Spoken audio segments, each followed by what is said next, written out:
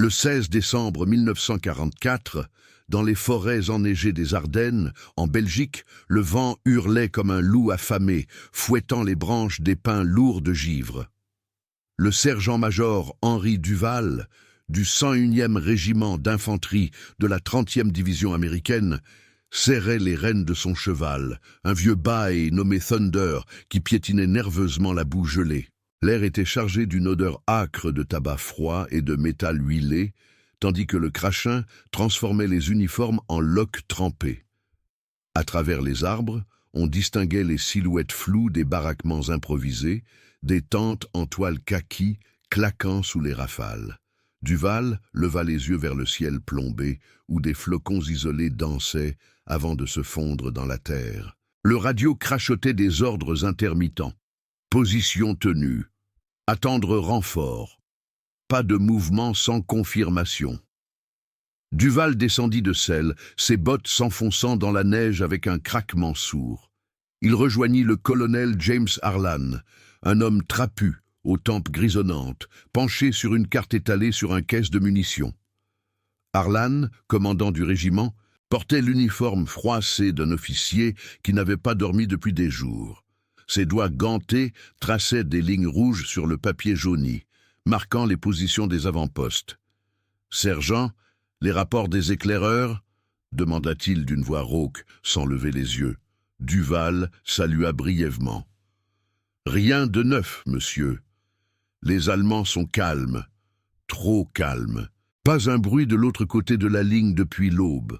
Mais nos gars à Bastogne disent que l'air vibre comme avant une tempête. » Autour d'eux, les soldats du 101e vaquaient à leurs tâches avec une tension palpable. Privates comme Johnson, un gamin du Midwest aux joues rougies par le froid, chargeait des chargeurs M1 Garand le cliquetis des balles, 30-06 résonnant comme un tic-tac funeste. Plus loin, le caporal Ramirez réparait un Jeep Willys cabossé, son moteur tout sautant sous le capot relevé. L'atmosphère était lourde, imprégnée de cette attente oppressante qui précède les grandes batailles.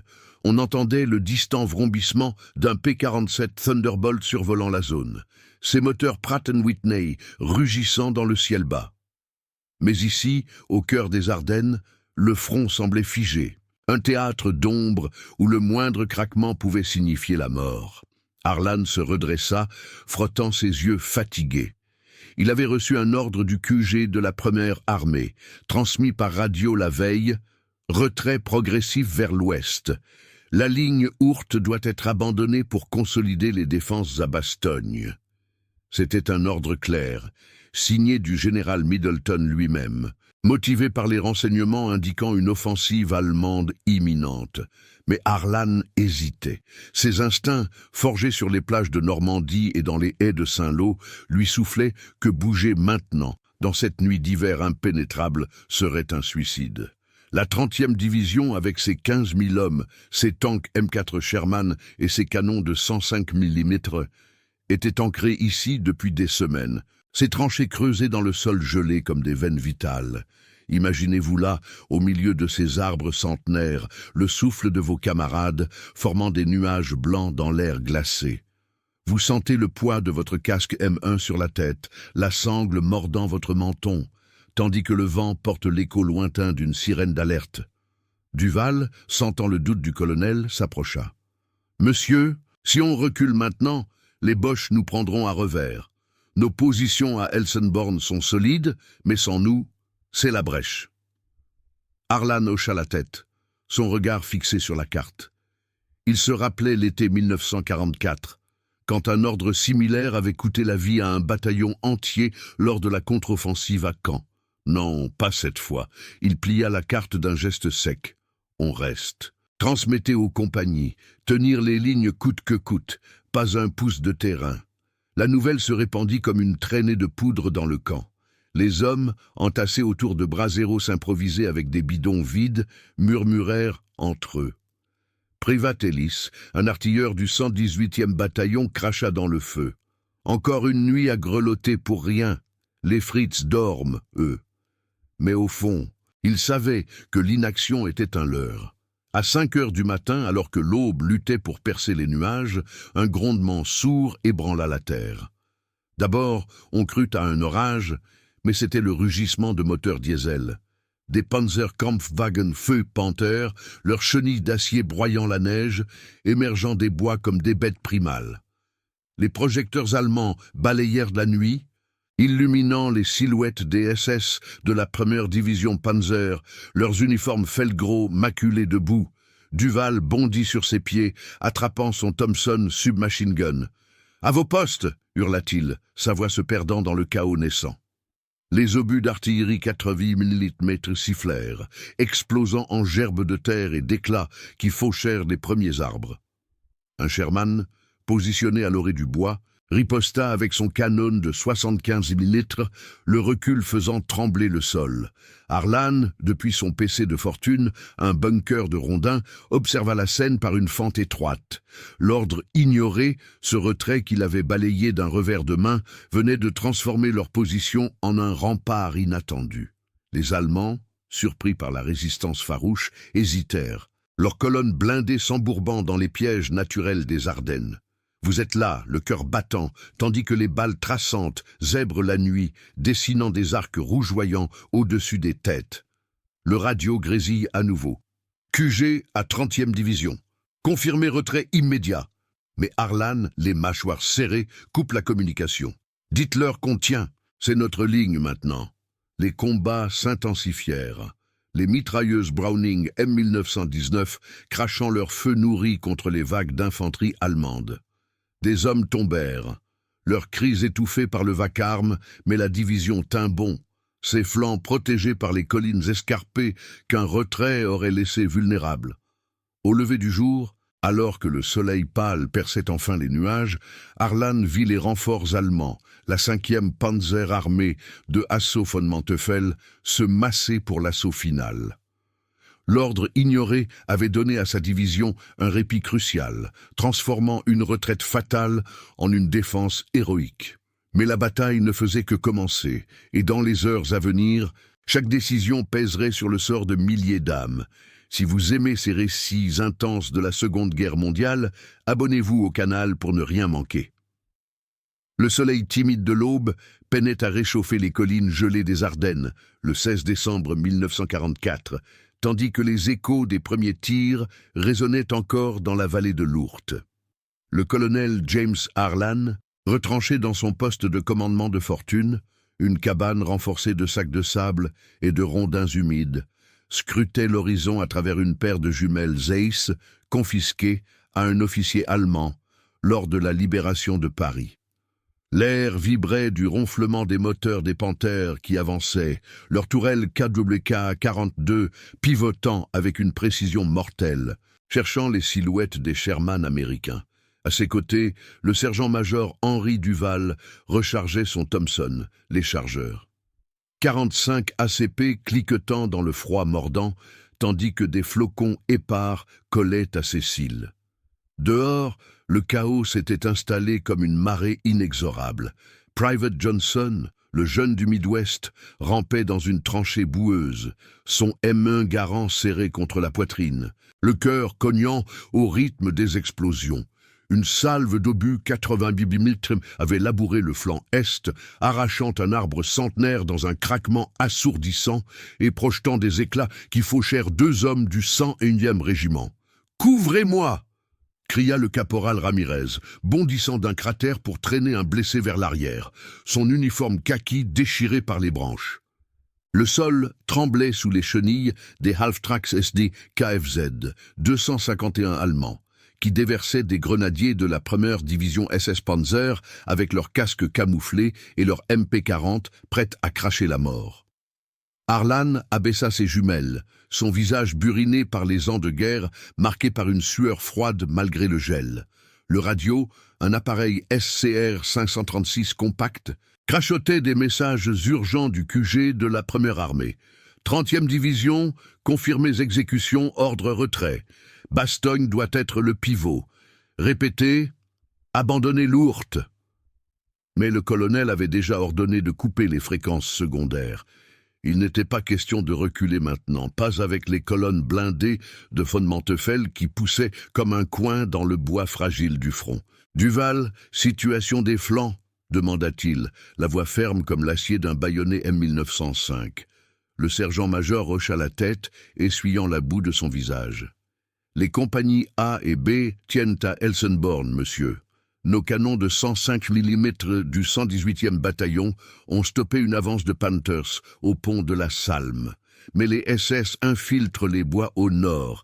Ils utilisent des STG-44, ces salauds, avec leurs chargeurs courbes qui fauchent tout. Imaginez-vous accroupi dans cette tranchée, le dos contre la terre humide qui suinte l'odeur de la pourriture automnale, tandis que le sifflement d'un obus Nebelwerfer, ses orgues de Staline hurlant, déchire l'air avant d'exploser en un mur de fumée et de shrapnel.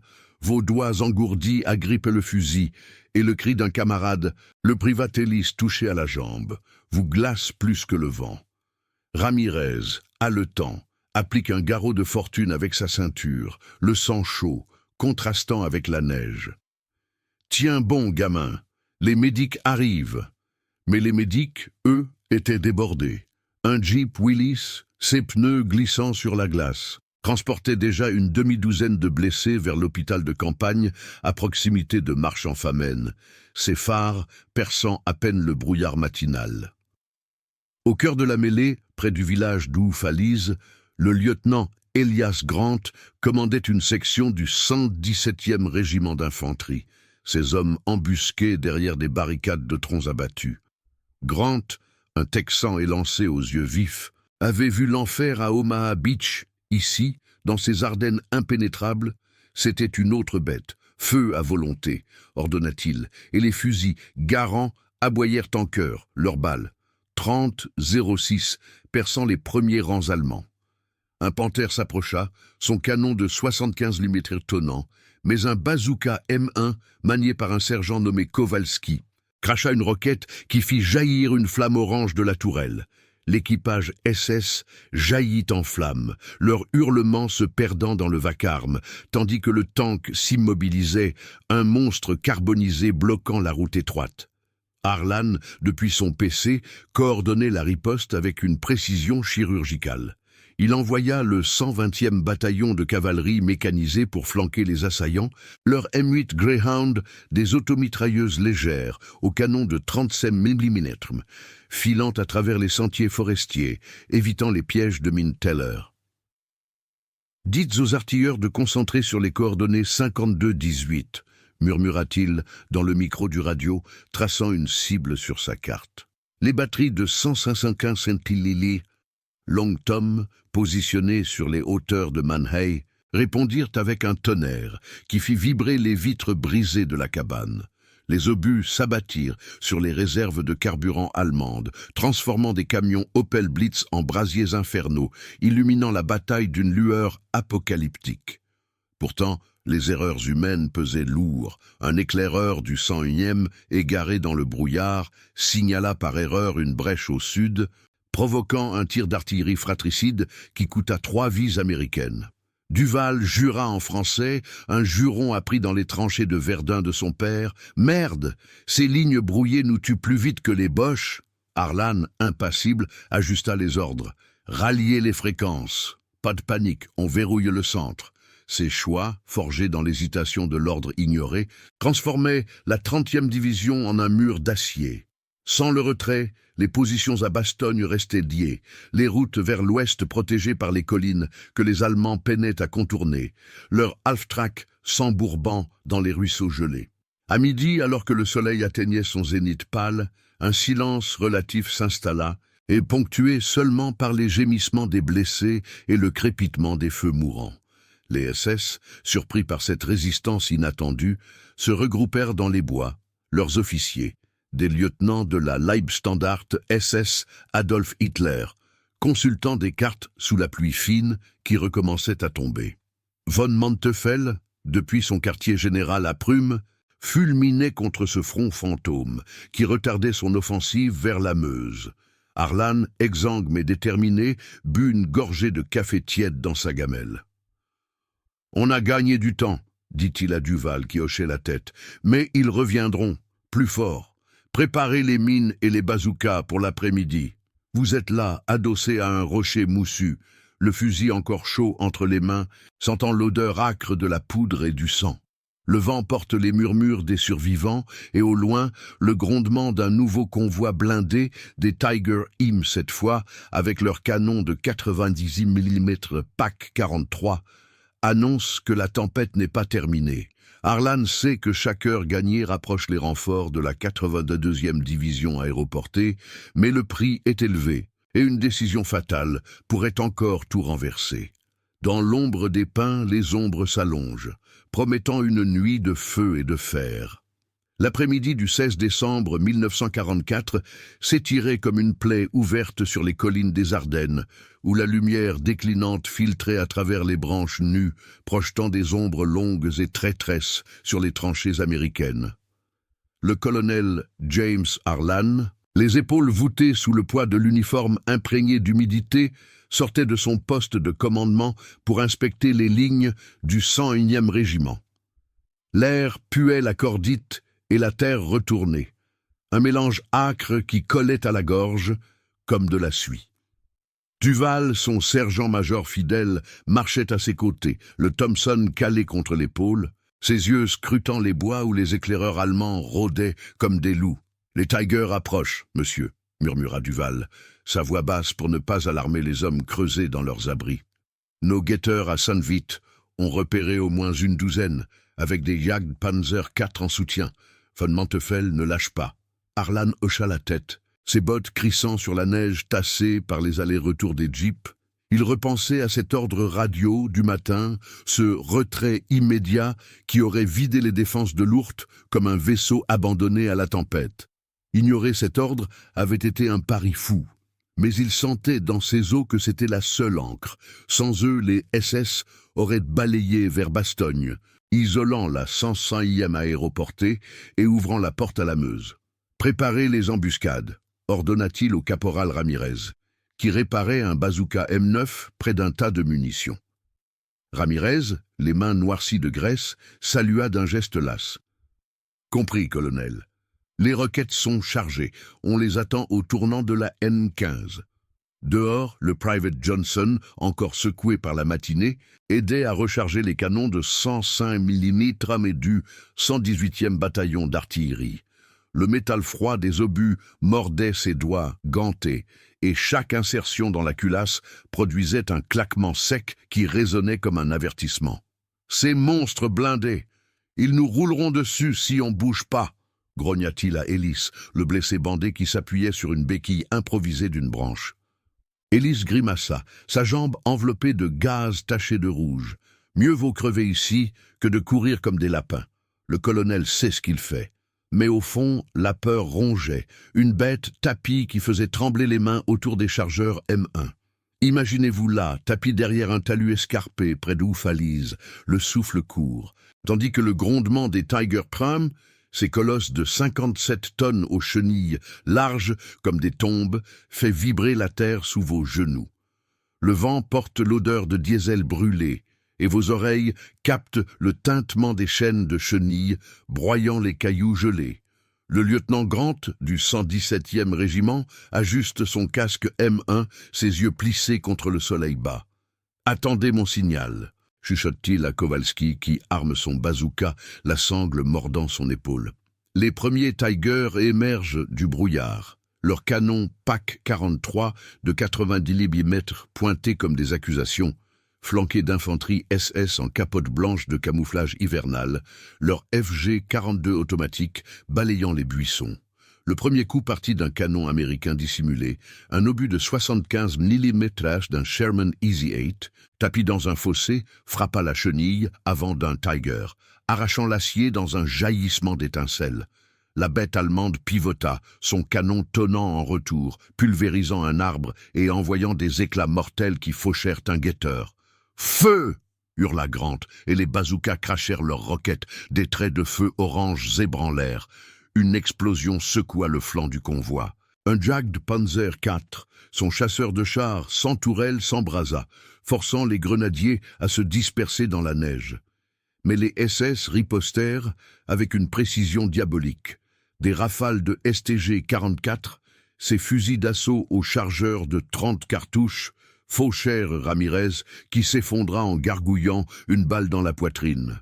Harlan, alerté par les détonations, grimpa sur une hauteur pour mieux voir. À travers ses jumelles, il distinguait les colonnes de la 5e Panzer armée. Des Halftracks SD KFZ 250 transportant des mortiers de 81 mm, prêts à saturer les positions américaines. Le radio SCR-300 grésillait à nouveau, un opérateur du QG suppliant « 30e division, ordre prioritaire, repli vers Bastogne. Confirmé !» Duval, à ses côtés, secoua la tête. « Ils ne comprennent pas, monsieur. Sans nous, la 82e aéroportée est cuite. » Harlan trancha. « Répondez que les lignes tiennent. Demandez des P-47 pour appui aérien. » C'était un mensonge pieux, mais nécessaire. L'ordre ignoré forgeait maintenant leur survie, transformant une division isolée en pivot du front. Dans les bastions, les erreurs se multipliaient comme des ombres. Un sergent du 120e bataillon, paniqué par un faux signal, ordonna un tir de barrage trop tôt, gaspillant une salve de 155 km sur un bois vide. Les obus explosèrent en gerbes inutiles, alertant les Allemands qui contre-attaquèrent avec des Nebelwerfer, leurs roquettes hurlantes semant la terreur. Johnson, projeté au sol par une onde de choc, rampa vers un foxhole, son M1 glissant dans la boue. « Couvrez les flancs !» cria-t-il, vidant un chargeur sur une escouade SS qui infiltrait par le sud. Les balles traçantes illuminèrent le crépuscule naissant et un grenadier tomba, son casque roulant dans la neige rougie. Au cœur de la tourmente, près du pont de la Salme, le major Ellis, un vétéran du 118e, coordonnait les artilleurs. Ses canons Long Tom, ancrés sur les pentes de Mannheim, rugissaient en chœur, leurs projectiles de 155 km s'abattant sur les réserves de munitions allemandes. Un entrepôt camouflé sauta, une colonne de feu s'élevant comme un phare infernal, forçant von Manteuffel à réévaluer son assaut. « Ils sont plus solides que prévu », marmonna un officier SS à ses côtés, consultant une carte marquée de croix rouge. Mais les pertes américaines montaient.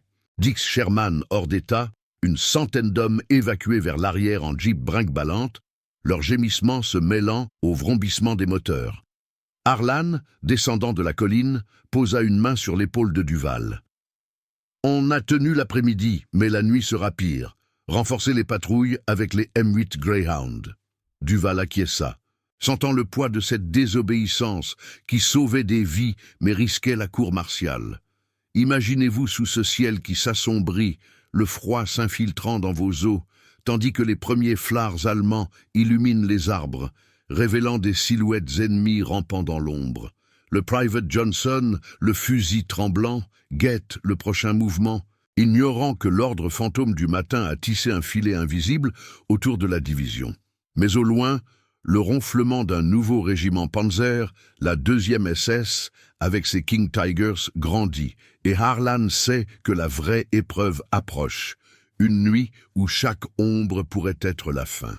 Les feux de camp crépitent faiblement, masquant à peine le murmure de la mort qui s'avance. La nuit du 16 décembre 1944 enveloppait les Ardennes comme un manteau de plomb, transformant les collines de l'Ourthe en un labyrinthe d'ombres mouvantes où chaque craquement de branches pouvait trahir un sniper.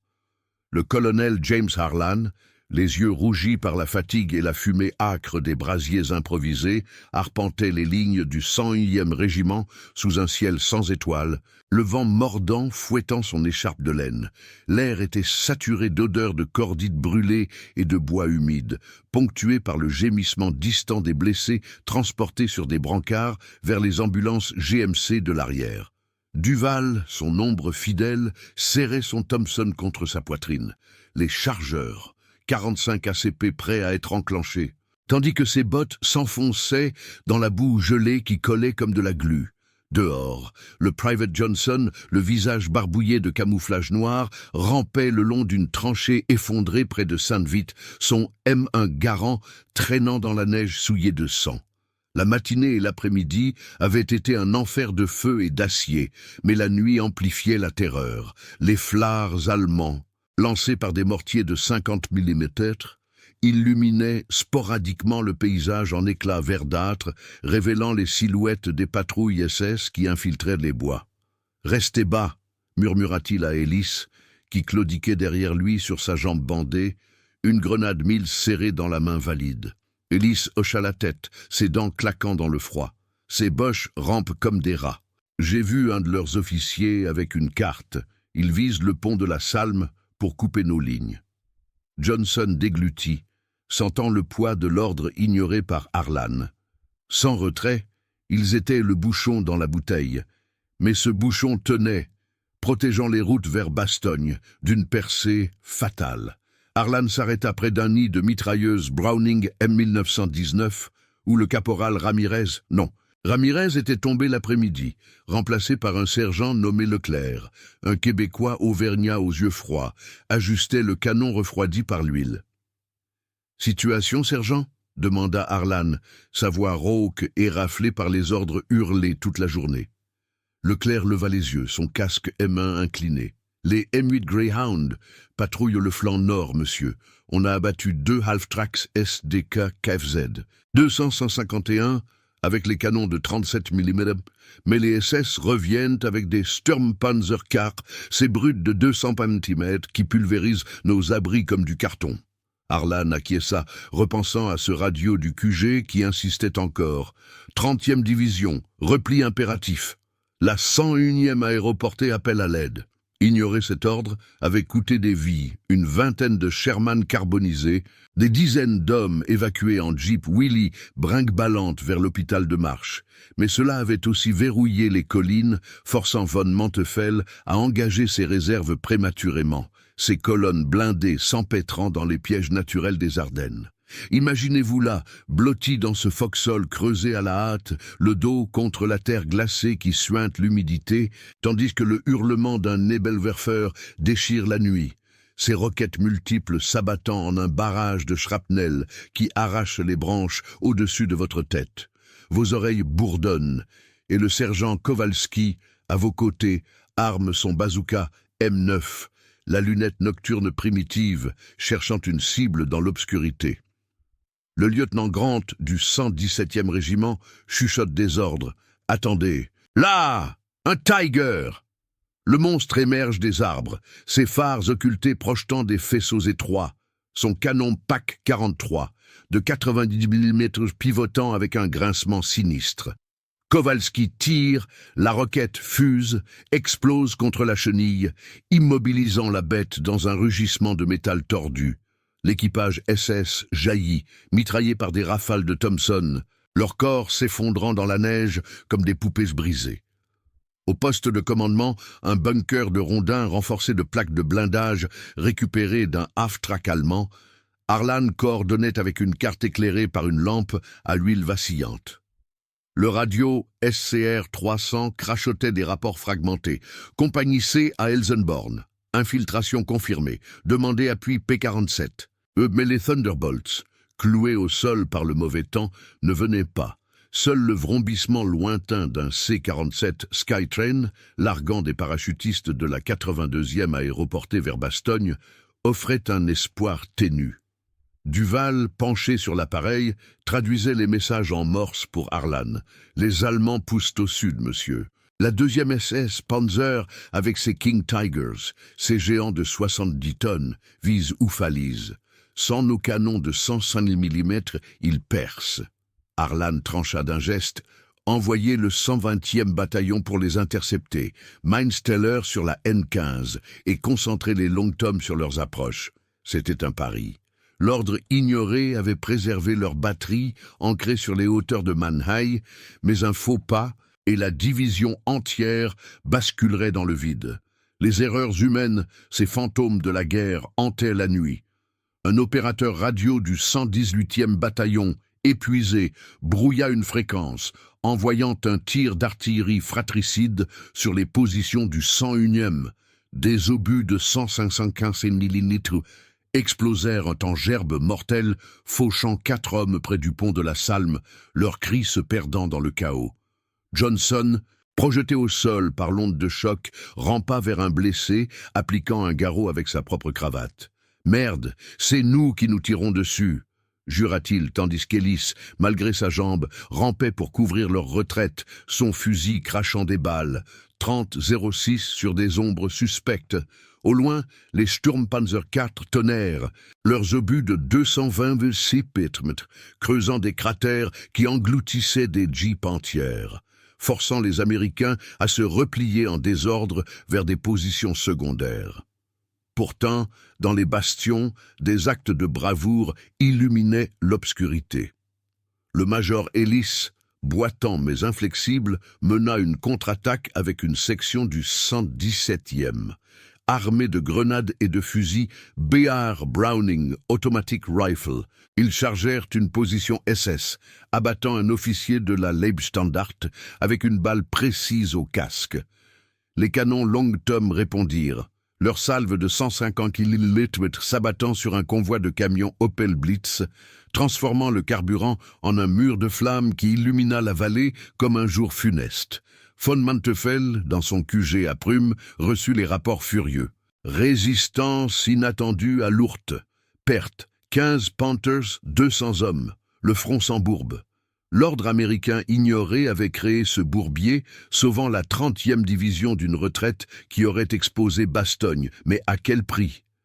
Harlan, sentant la marée tourner, envoya des éclaireurs sur M8 Greyhound pour sonder les flancs, leur moteur ronronnant softly dans la nuit. À minuit, un silence précaire s'installa, brisé seulement par le crépitement des feux mourants et les gémissements des agonisants. Harlan, adossé à un sac de sable, but une gorgée de ration K, du café froid et des biscuits rassis, et murmura à Duval. « On a tenu la nuit, mais l'aube amènera la 116e Panzer. Renforcer les barbelés et préparer les fumigènes. » Duval acquiesça, son regard fixé sur l'horizon noir. Imaginez-vous sous ces étoiles absentes, le fusil lourd dans vos bras engourdis, l'odeur de sueur et de peur imprégnant l'air, tandis que le grondement d'un nouveau assaut, des Jagdtiger cette fois, avec leurs canons de 128 mm, monte des profondeurs des bois. Johnson, veillant dans son foxhole, ignore que l'hésitation de Harlan a tissé un bouclier invisible, mais une communication ratée ou un assaut massif pourrait encore tout briser. Dans l'ombre, les murmures des survivants se mêlent au vent, et la division exsangue attend l'aurore qui pourrait être la dernière. L'aube du 17 décembre 1944 se levait sur les Ardennes comme une lame émoussée, un soleil pâle et voilé perçant à peine les nuages bas qui pesaient sur les collines de Lourdes. Le froid s'était intensifié pendant la nuit, transformant la boue en croûte de glace craquelée sous les bottes des soldats de la 30e division. Le colonel James Harlan, les traits tirés par une nuit sans sommeil, sortait de son bunker de rondins, une tasse de café fumant à la main, un luxe rare extrait des rations K restantes. L'air portait encore l'odeur persistante de la poudre et du carburant brûlé, mêlée à celle du pain humide et du sang séché. Duval, son sergent-major, l'attendait dehors, le Thompson en bandoulière, son souffle formant des volutes blanches dans la lumière naissante. « Les patrouilles rapportent du mouvement au nord, monsieur », dit-il d'une voix basse, en jetant un œil vers les bois où les flards de la nuit avaient laissé des traces noircies. La 116e Panzer Division approche avec des Panzer IV et des Wesp pour l'artillerie automotrice. Von Manteuffel veut percer avant midi. Harlan hocha la tête, ses jumelles Zeiss pendues à son cou, tandis qu'il gravissait une pente escarpée vers les lignes avant du 101e régiment. La division avait tenu. Miracle forgé par cet ordre ignoré du QG, ce repli vers Bastogne, balayé comme une bourrasque inutile. Sans cela, les SS auraient submergé les routes, isolant la 101e aéroportée et ouvrant la voie à la Meuse pour les Allemands. Mais le prix montait. Des douzaines de tombes fraîches marquées de casques M1 sur des monticules de neige, des Sherman fumant comme des carcasses abandonnées, et des hommes comme Ramirez, dont le corps gisait encore sous une bâche près du pont de la Salme. « On a gagné du temps pour les renforts », murmura Harlan à Duval. Mais si la 82e aéroportée n'arrive pas vite, on sera broyé. Dehors, le Private Johnson, les yeux cernés et le visage maculé de suie, rechargeait son M1 Garand dans un foxhole renforcé de rondins près de Oufalise. La nuit avait été un cauchemar de murmures et d'ombres, des éclaireurs SS, surpris par des M8 Greyhound, leurs canons de 37 mm crachant des obus qui illuminaient les arbres en éclats oranges. Ellis, à ses côtés, avait enfin été évacuée sur une ambulance GMC, sa jambe empaquetée comme un saucisson, mais Johnson sentait le vide. Un de plus parti, un de moins pour tenir la ligne. « Écoute ça !» dit-il à un jeune recrue nommé Hayes, en pointant l'oreille vers l'est. Un grondement sourd montait comme un orage roulant. Les chenilles des Panzer IV de la 116e, flanquées de Half-Tracks SD KFZ, 251, déversant des grenadiers en uniforme Feldgros hivernaux, leurs MG42 prêtes à faucher comme des faucilles. Imaginez-vous là, accroupis dans ce trou de renard, le métal froid de votre casque M1 pressé contre l'épaule, tandis que le sol vibre sous l'approche inexorable des blindés allemands. Le vent glacial porte le cliquetis des chenilles et les ordres aboyés en allemand, et vos doigts engourdis agrippent le fusil, le cœur battant au rythme des premiers tirs isolés. Le lieutenant Grant, du 117e régiment, émerge d'un abri voisin, son visage buriné par la fatigue, et distribue des grenades MK2. « Préparez les bazookas, on les laisse pas passer la N15. » Kowalski, le sergent polonais qui avait survécu à la nuit, arme son M9, la roquette de 2, 36 pouces nichée dans le tube, ses yeux plissés contre la brume matinale. Le premier assaut frappa comme un marteau.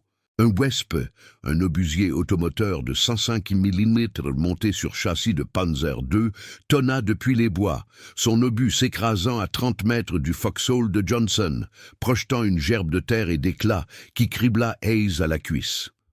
Le gamin hurla, roulant au sol, tandis que Johnson ripostait d'instinct, son garant aboyant des balles, 30-06, qui ricochèrent sur l'acier d'un Panzer IV approchant. « Couvrez-le !» cria Grant, et les mitrailleuses Browning M1919 entrèrent en jeu, leur ceinture de 30 calibres crachant un feu nourri qui força l'infanterie allemande à se plaquer.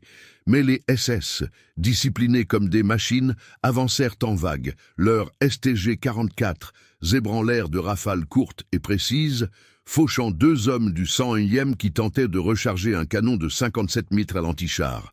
Harlan, depuis une crête surplombant la vallée, observait la mêlée à travers ses jumelles. Le radio SCR 300 grésillait sans relâche. QG à 30e division, confirmé repli. Bastogne tombe sans vous. C'était le 3e message de la matinée.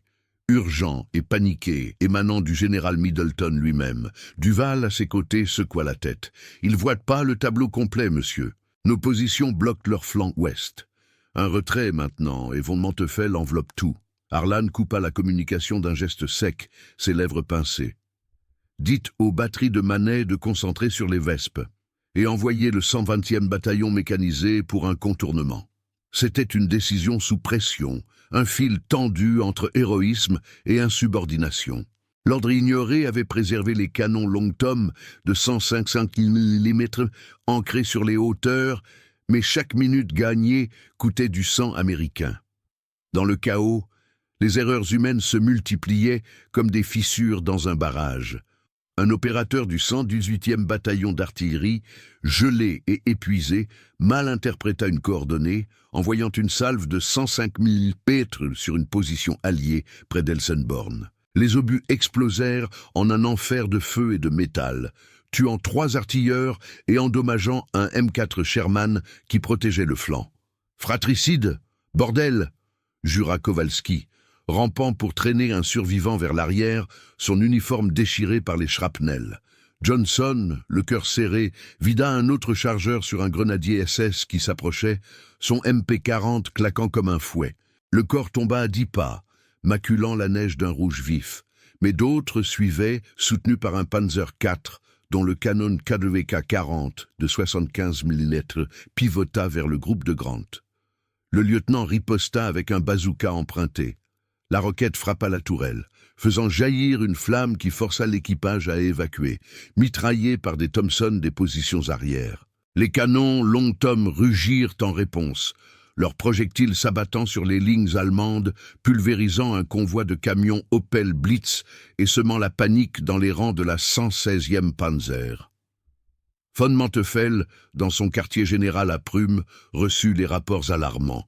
Avance stoppée à Lourdes, perte, 8 blindés, une batterie d'artillerie.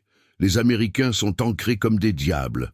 L'hésitation de Harlan avait créé ce mur, sauvant la division d'une retraite qui aurait laissé Bastogne nue, mais les réserves s'amenuisaient. Munitions basses, carburant rationné pour les Jeep Willys, et les blessés s'empilant dans les hôpitaux de campagne. À mesure que le soleil montait, un répit fragile s'installa, ponctué par le crépitement des feux mourants et les ordres haletants. Harlan descendit vers les lignes, posant une main sur l'épaule de Johnson, qui bandait la jambe de Ace avec un kit de premier secours. « Bien tenu, soldats. Les renforts de la 92e sont en route. On a tenu pour eux. » Johnson leva les yeux, épuisé mais déterminé. « Et l'ordre du QG, monsieur, il nous massacre pour rien. » Harlan esquissa un sourire amer. « Cet ordre nous aurait massacrés plus vite. On reste. » Duval, en arrière-plan, ajustait les fréquences radio, ignorant les suppliques persistantes. Imaginez-vous sous ce ciel qui s'éclaircit à peine, le corps endolori par le froid et la peur, tandis que le grondement d'un nouveau convoi, la 2e SS Panzer, avec ses King Tigers en tête, leurs canons de 88 mm comme des lances de la mort, émergent des brumes lointaines. Grant recharge son arme, sentant le poids de cette désobéissance qui a sauvé des milliers, mais pourrait encore les condamner. Harlan sait que l'après-midi amènera l'assaut décisif, une vague qui testera jusqu'où l'ordre ignoré peut porter la division avant la rupture. Dans les tranchées, les murmures des survivants se font plus graves, et au loin, le vrombissement timide d'un P-47 Thunderbolt perce enfin les nuages, promettant un espoir fragile au milieu du tumulte qui s'annonce. L'après-midi du 17 décembre 1944 s'abattait sur les Ardennes comme un poids écrasant, le ciel se chargeant de nuages sombres qui masquaient le soleil chétif, transformant les collines de Lourdes en un théâtre de grisailles impitoyables. Le colonel James Harlan, le visage creusé par 2 jours de veille incessante, se tenait sur une crête boueuse près de Sainte-Vite, ses jumelles Zeiss braquées vers l'horizon, où les silhouettes blindées de la 2e SS Panzerdivision émergeaient des brumes comme des spectres d'acier. L'air vibrait du ronflement des moteurs Maybach des King Tigers, ces colosses de 70 tonnes aux chenilles larges qui broyaient la neige gelée. Leurs canons KBK, 43 de 88 mm, pointés comme des accusations fatales. À ses côtés, le sergent-major Henri Duval rechargeait un chargeur de Thompson. 45 ACP, ses doigts engourdis par le froid glissant sur le métal huilé, tandis que l'odeur âcre de la cordite persistante collait à leurs uniformes kaki déchirés. Dehors, dans les tranchées effondrées du 101e régiment, le Private Johnson rampait pour repositionner un canon de 57 mm anti-char, son M1 Garand posé à portée de main, le cœur cognant contre ses côtes comme un tambour de guerre. La matinée avait été un tourbillon de feu. Les Wespe allemands neutralisés par les Long Tom de Manet, mais à quel prix? Hayes gisait maintenant parmi les blessés, évacué sur une Jeep Willys brinque-ballante vers l'hôpital de campagne, ses cris se perdant dans le vrombissement des moteurs. « Ils arrivent par l'ouest, sergent !» cria Johnson à Kowalski, qui armait un bazooka M9A1, la roquette de 90 mm nichée dans le tube. Ses yeux plissés contre le vent qui hurlait entre les pins mutilés. Kowalski, le Polonais au regard d'acier forgé par les camps de l'Est, grogna « Qu'ils viennent, on les enterrera ici !» Mais la peur rongeait. Une ombre qui faisait trembler les mains autour des grenades MK2. Harlan abaissa ses jumelles, sentant le poids de l'ordre fantôme qui hantait encore les fréquences radio. Le SCR 300 crachotait inlassablement depuis l'aube. 30e division, ordre final du général Middleton, retrait immédiat vers Bastogne, confirmé ou sanction. C'était la voix du QG de la première armée, paniqué par les rapports fragmentés, ignorant que ce repli aurait laissé l'ourte béante aux SS, exposant les flancs de la 101e aéroportée et ouvrant la Meuse comme une plaie. Duval, essuyant la sueur froide de son front, murmura « Monsieur, les renforts de la 82e sont à 1 heure. Si on tient. » Harlan coupa net, sa voix ferme comme un ordre de tir. « On tient. Envoyez les M8 Greyhound pour harceler leurs flancs. Et dites aux artilleurs de saturer les approches avec tout ce qui reste. » C'était une insubordination calculée, un pari sur l'instinct qui avait déjà transformé une division vulnérable en rempart vivant. Imaginez-vous là, tapis derrière un talus escarpé près de la N15, le sol tremblant sous les chenilles des King Tigers qui percent la brume, leurs phares occultés balayant les buissons comme des yeux de prédateurs. Le vent porte le cliquetis des MG-42 allemandes, ces scies de Hitler crachant des rafales de 7, 92 mm qui fauchent les branches au-dessus de votre tête, et vos oreilles captent le sifflement imminent d'un obus. Le lieutenant Grant du 117e régiment bondit d'un foxhole, son casque M1 incliné, et hurle « Bazookas en position, feu sur les tourelles !» Kowalski tire le premier. La roquette fuse en un trait incandescent, frappant le flanc d'un King Tiger, arrachant une chenille dans un jaillissement d'étincelles et de métal tordu. La bête pivote, son canon de 80 mm tenant en retour, pulvérisant un arbre et envoyant des éclats qui criblent Johnson à l'épaule. Il s'effondre, le sang chaud coulant sous sa chemise, mais riposte d'une main, son garant aboyant des 30-06 qui percent un grenadier SS rampant à couvert. Le chaos explosa en un ouragan de feu. Les Halftracks SDKFZ 251 déversaient des vagues d'infanterie de la Leibstandart SS Adolf Hitler, leurs capotes blanches de camouflage hivernal se fondant dans la neige, armées de FG-42 qui zébraient l'air de balles traçantes. Les mitrailleuses Browning M1919 américaines ripostèrent, leur ceinture de 30 calibres crachant un mur de plomb qui força les assaillants à se plaquer. Mais les pertes montaient. Un M4 Sherman Easy 8, son canon de 76 mm fumant après un duel avec un Tiger, s'embrasa sous un obus PACA 43, l'équipage jaillissant en flammes, leur hurlement se mêlant au rugissement des moteurs. Harlan, depuis la crête, coordonnait frénétiquement, artillerie sur coordonnées 48-22. Les P-47 arrivent, et soudain le ciel s'ouvrit, non pas aux obus, mais au vrombissement triomphant de 4 P-47 Thunderbolt de la 9e force aérienne, leurs moteurs Pratt & Whitney rugissant au-dessus des nuages, larguant des bombes de 500 livres sur les colonnes allemandes. Les explosions fleurirent en gerbes oranges, pulvérisant des Panzer IV et semant la panique chez von Manteuffel, dont les ordres radio tonnaient en vain depuis Prüm. Pourtant, les erreurs humaines, ces fissures invisibles, menaçaient de tout briser. Un éclaireur du 120e bataillon, égaré dans le brouillard, signala une fausse percée au sud, provoquant un tir de barrage des Long Tom de 150 mm sur une position alliée. Les obus s'abattirent en un tonnerre fratricide, creusant des cratères qui engloutirent une section du 118e, fauchant 8 hommes dans un instant de confusion. « Non, pas encore !» jura Grant, rampant pour secourir un survivant, son uniforme imbibé de boue et de sang. Kowalski, boitant d'une blessure à la jambe, lança une grenade Mills dans un half-track approchant, l'explosion projetant des corps allemands en l'air comme des feuilles mortes. Mais les SS, tenaces, contre-attaquèrent avec des Sturmtiger, ces monstres de 380 mm montés sur châssis Tiger 1, leurs roquettes s'écrasant près du pont de la Salme, fissurant les défenses et forçant un repli partiel. Au cœur de la tourmente, près d'Oufalise, le major Ellis, revenu malgré sa blessure, boitant sur une béquille, mena une charge désespérée avec le 117e. Armés de fusils Barr et de Thompson, ils submergèrent une position SS, capturant un officier qui portait des ordres codés révélant l'offensive globale de von Manteuffel. « C'est leur axe principal !» cria Ellis à un radio, transmettant les coordonnées pour un appui aérien supplémentaire.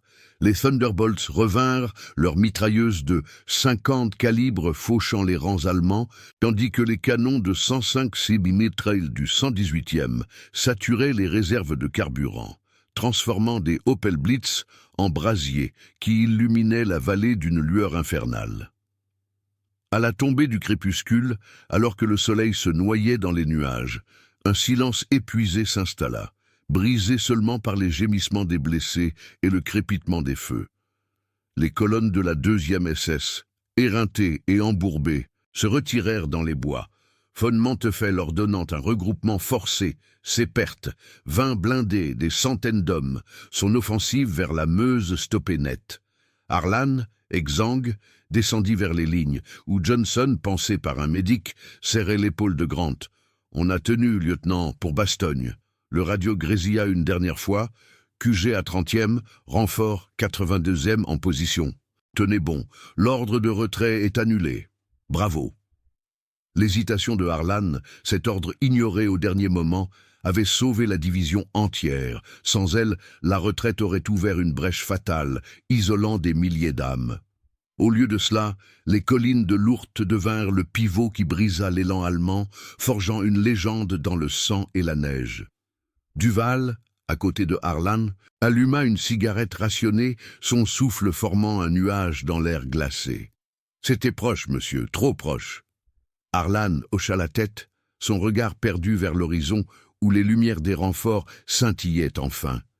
Imaginez-vous là, assis dans la tranchée tiède de votre propre chaleur corporelle, le fusil encore chaud contre vous, sentant le poids de la survie comme une médaille invisible. La guerre continue, mais pour la 30e division, ce jour marque le triomphe d'une désobéissance salvatrice, un fil ténu qui a préservé des vies au bord du gouffre, transformant le chaos des Ardennes en un rempart éternel.